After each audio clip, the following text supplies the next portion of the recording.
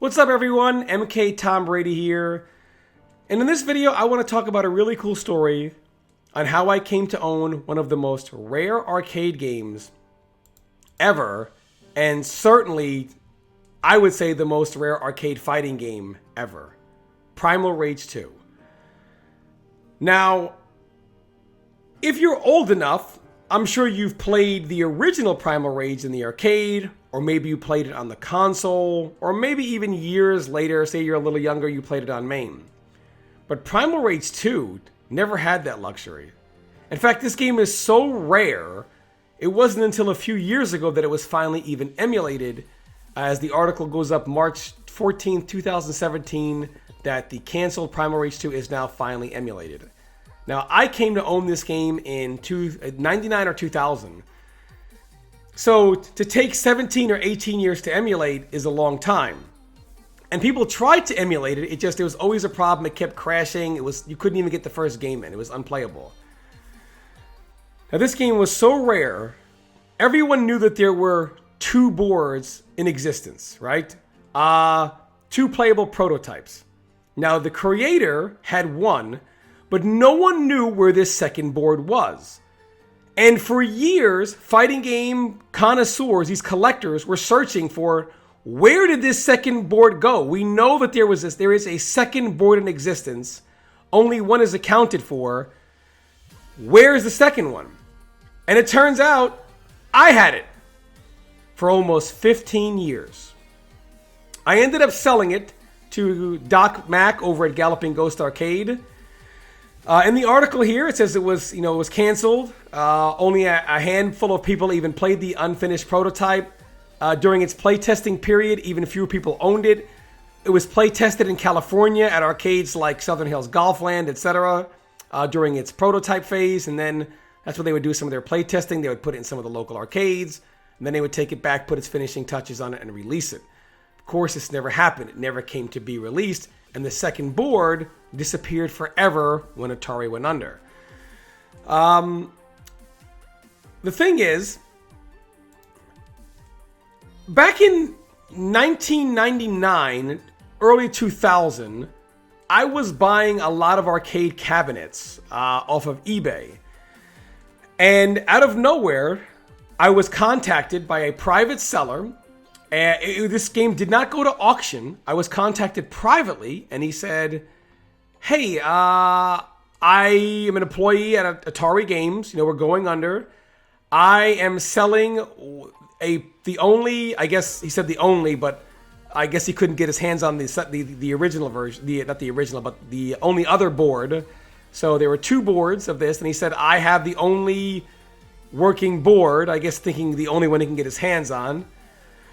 That's right now for the game. It's not going to be released, and I want to sell you the prototype. Now, this seemed really sketchy to me because it didn't go to auction. He contacted me privately, and he wanted quite a lot of money. He wanted a few $1,000s for this. And back then, you could get an arcade cabinet, like just a standard arcade cabinet. So say you bought like MK4 or something like that, right? Or like, Tekken Tag 1. You could get a full cabinet, monitor, etc., all that stuff for about $1,500. That was in really good condition, nice dedicated piece.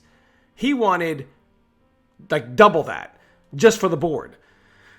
So for one, it's kind of like, wow, who is this guy? He contacted me out of nowhere, wouldn't use his real name, no idea who this guy was. The PayPal account that he gave me was kind of like, I'm sure it wasn't his name. I forgot the name it was, but I think he made clear to me that it wasn't even his name. So, okay. So anyway, I PayPal'd him the money.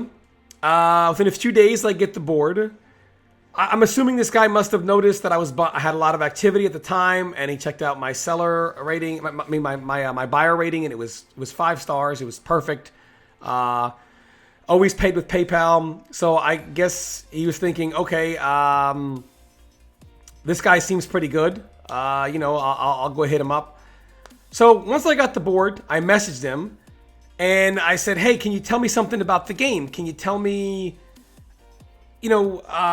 moves, etc.? And he goes, For one, don't ever contact me again. 2, don't tell anybody you own this board. And 3, you might want to sit on this for the next 10 years. That's what he told me. So then I was like, okay, what do I even have here? What did this guy do? Like, who did he rob? So, we installed it. I think we installed it in my KI cabinet. It's a 6-button game. We had a lot of fun with it, discovering all the specials, the fatals, combos, etc. It was really, really cool. And as per his request, I told no one. I sat on it for a long time. When MK9 came out, and I met some of the guys who were, I guess, Team GGA. And when I went out there to kind of play with them, I guess I saw that GGA was a place for really, really rare arcade games. It's got a lot of arcade games, but has a good collection of rare ones as well. And I believe I mentioned in passing to a player there, 16-bit, I mentioned to her, hey, I own Primal Rage 2. And I guess she passed it along to Doc Mack, who, of course, didn't believe me. Thought I was full of baloney. This guy is, sure, you own it. So Doc approaches me, and he says, so, I heard you own Primal Rage 2. Is this true? And, of course, like any typical BSer would say, I'm like, yeah, but I don't know if I want to sell it. Of course, someone who doesn't own it would be hesitant to produce it because they don't own it to produce. So, yeah, I have it, but, I don't know if I'm ready to part with it yet. So, I believe about a year went by. And then, the reason why I decided to sell it was because, for one, GGA Doc Mack was always very good to me. Never charged me for anything. I could play anything for free. If I wanted some food there, like any food, drink, etc., never charged me $1. He was always good to me, very good to the Mortal Kombat community. And I wanted to put Primal Rage 2, once I was reading about how nobody could play this, right? This was 2014 when I sold it. The game wasn't even emulated till 3 years later. So I'm reading like how nobody could play this game. Everybody's looking for it. I said, I don't want to sell it to another collector who's just going to bury it somewhere. Nobody can see it. Nobody can play it. I was like, this game belongs in like a museum for arcade games, which is really what GGA was. It was a living history of arcade games that you could go and bring the family to, hang out with your friends and play all day.